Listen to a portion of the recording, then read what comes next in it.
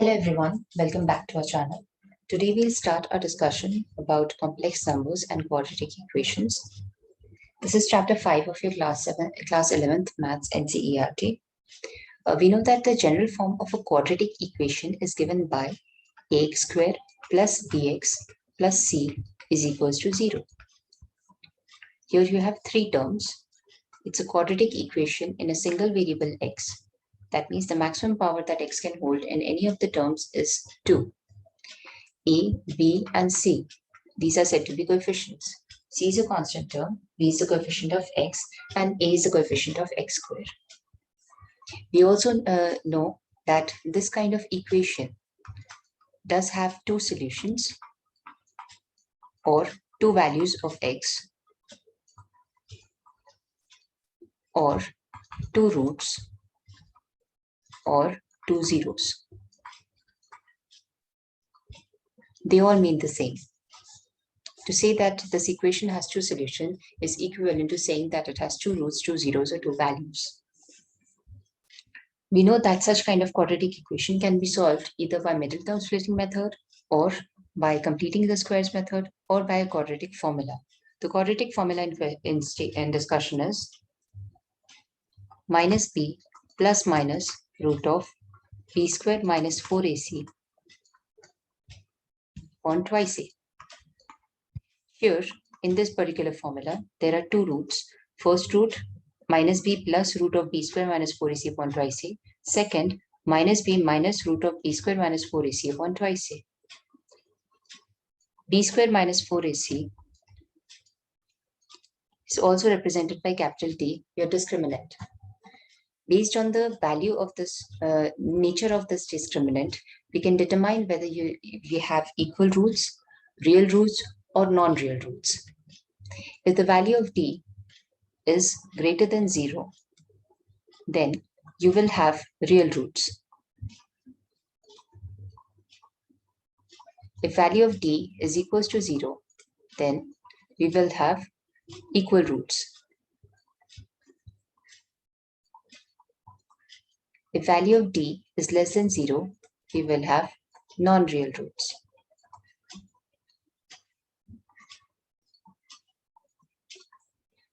When d is greater than 0, you will have real and unequal roots.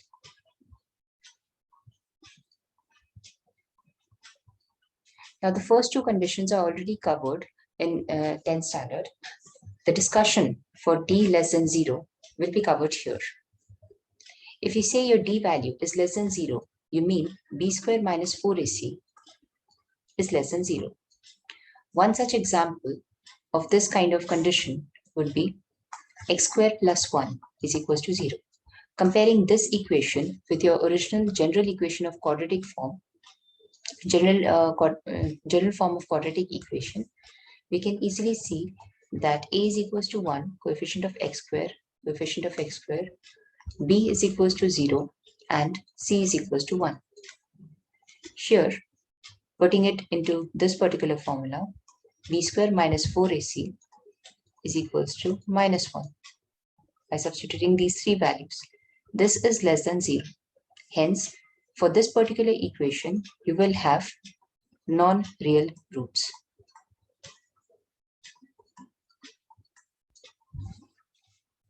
Another way of looking at it would be x squared is equals to minus 1 by taking plus 1 on the right hand side. We know that square of any value should be a positive value. Here you are getting square of a variable as a negative value. Hence, we cannot go further and we cannot say that x will have any real value. So x is equals to non-real value.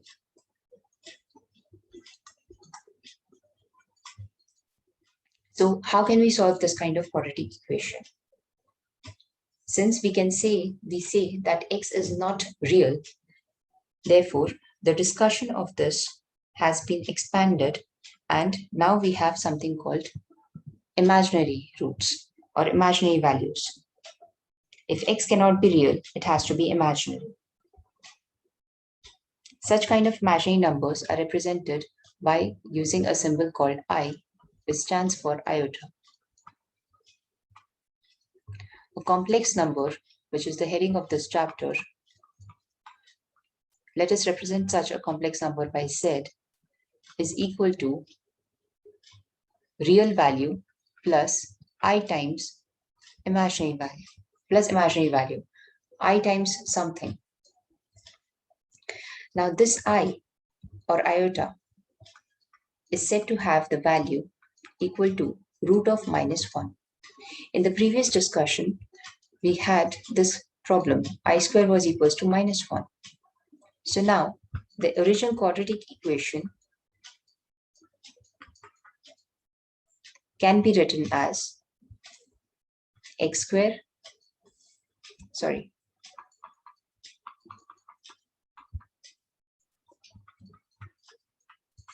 So x square plus 1 is equals to 0 will give you x square is equals to -1. For this -1, you can write x square is equals to root of -1 whole square, which means x square is equals to I square. So you can say that I is a root or solution of f of x, which is your original given equation. I'm giving it a name of f of x. So complex number, coming back to it, Z is real part plus imaginary part.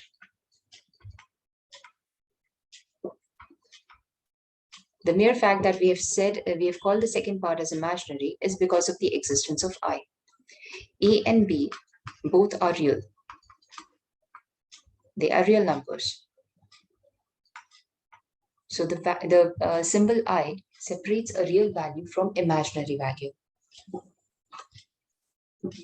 Since I is equals to root of -1, I square will be equals to root of -1 into root of -1, which is -1. If you keep on multiplying, I cube will be equal to -1 into I, which is minus I to the power 4 will be equal to minus I into I, which is -1 into -1 is equals to 1. I to the power 5 will be I to the power 4 into I, which is 1 into I is equals to I. Now this I value, I to the power 5 led you to I, which means I to the power 5 was equal to the original value 5. I to the power 6 will be equal to I to the power 5 into I is equals to I into I is equals to I square is equals to -1. So I to the power 6 goes back to this value. Similarly, I to the power 7 will yield to value minus I to the power 8 is equals to 1, I to the power 9 will be back to I, and so forth. So as you can see, first value I, second value -1, third value minus I, and fourth value 1. This cycle is repeated. The cycle is repeating after 4 values. So now, say you have to calculate the value of I to the power 20. This value can be written as I to the power 4 into 5 plus 0. What have you done? You've taken the value 20, you've divided it by 4. You got the quotient is equals to 5 and remainder as 0.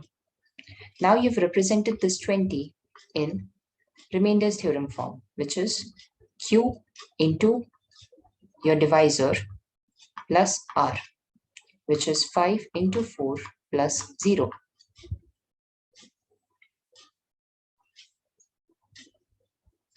If you do that, then I to the power 5 raised to power 4, and anything raised to power 4 over here will yield you value 1.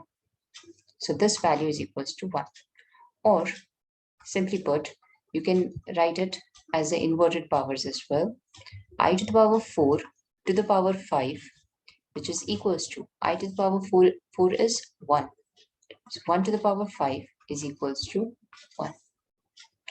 In short, if I have I to the power 4 into any value over here, 4 into n, then this value will always be equal to 1. If I have I to the power 4n plus 1, this value will be equal to I to the power 4n into I to the power 1 by using laws of indices. This is equals to 1 into I, which is equals to I. So after 1, you attained this value when your remainder was 1. Here, your remainder was 0. So for r is equals to 0, you're getting a value 1. For r is equals to 1, you're getting a value I. For r is equals to 2, I to the power 4n plus 2 will be equal to I to the power 4n into I square, which is 1 into minus 1. This is equals to minus 1, your next value in your cycle.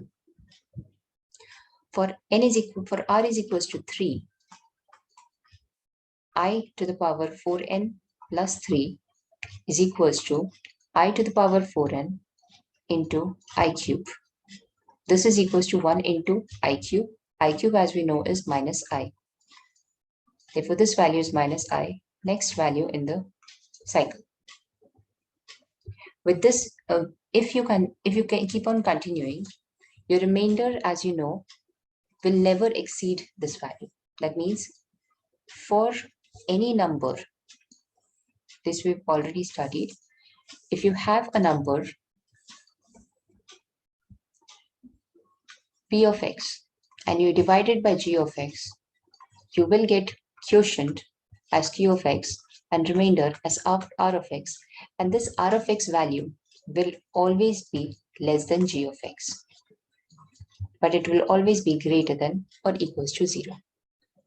So we have fixed this g of x value at 4 because our values are repeating after 4 values. We have 4 unique values, and then the 5th value is equivalent to the first value. So any value p of x here is n, the power of I that you have to calculate. The power of I in discussion. So n is p of x. So this is fixed. Whatever value of n you have, you're dividing it by 4. You will get q of x over here, and after solving, you will get r of x. Since g of x is 4, r of x value will lie between 0 to 4. It will always be less than 4, and it is always a whole number or an integer. So r of x value, a whole number, never an integer. So r of x value will be equal to 0, 1, 2, or 3. These are the 4 values r of x can hold. From this discussion, we have attained the value then that when r is equals to 0, when your remainder is equals to 0, your value will be equal to 1. When remainder is equals to 1, your value is I. Remainder is equals to 2 minus 1. Remainder is equals to 3 minus I. So for any value I raised to power say 26, all you have to do is divide this 26 by 4 because your divisor is fixed. You know that you will only get 4 values of r. When you divide this, 4 6 are 24, 2 remainder. So this value can be written in remainder theorem form, I to the power 4 into 6 plus 2. By laws of indices, this is I to the power 4 to the power 6 into I square. This is 1 to the power 6 into I square, which is I square, which is equals to, if your remainder is 2, we know the value is minus 1. Also, I square is minus 1. So all you need is the remainder value after division has taken place. The first quotient will always be nullified in your calculation. So now if I again want to speed up my process, I raised to power 33. All you have to do is divide 33 by 4.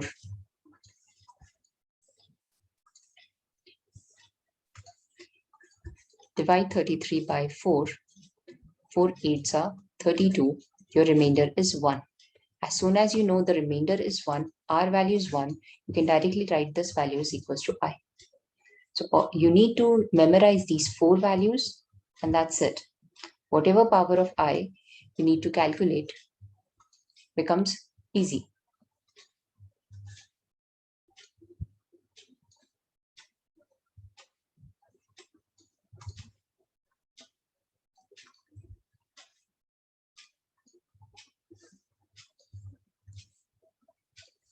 Next,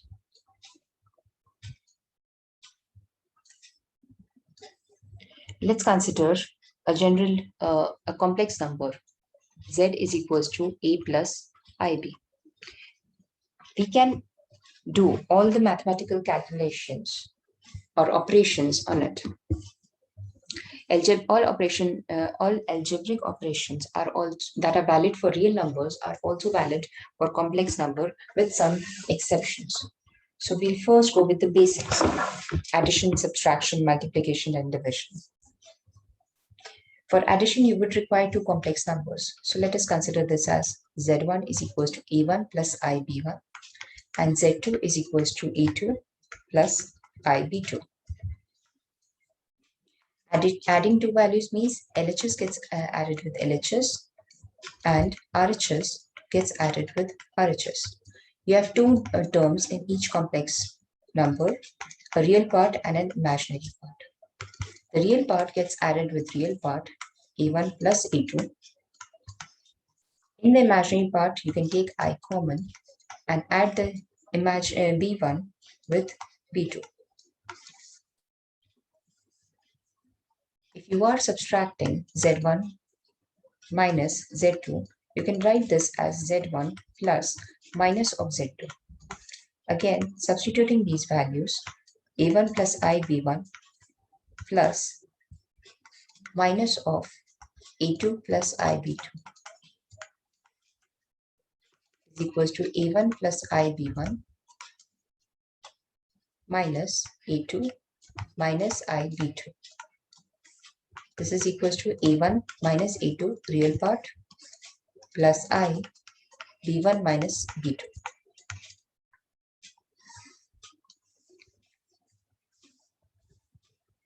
Multiplying Z1 into Z2 will be equal to first value A1 plus IB1 multiplied by second value A2 plus IB2.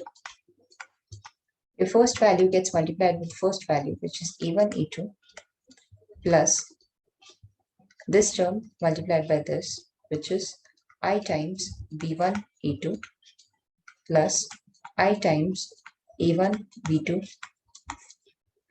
plus I square times A1 B2.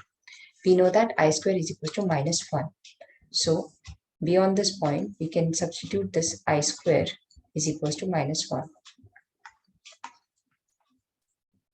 We'll get A1 A2 with minus 1. With substituting I square is equals to minus 1, this term becomes a real part because there is no I term here now. So it is minus A1 B2. Minus A1 B2.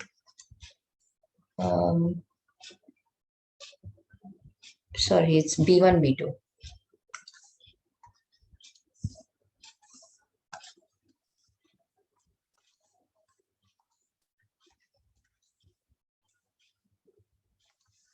Minus B1 B2 plus these are imaginary parts. You can take I common, B1 A2 plus A1 B2. We'll stop here and we'll see division and other properties of addition, multiplication, and some other concepts on this topic in next class. Thank you.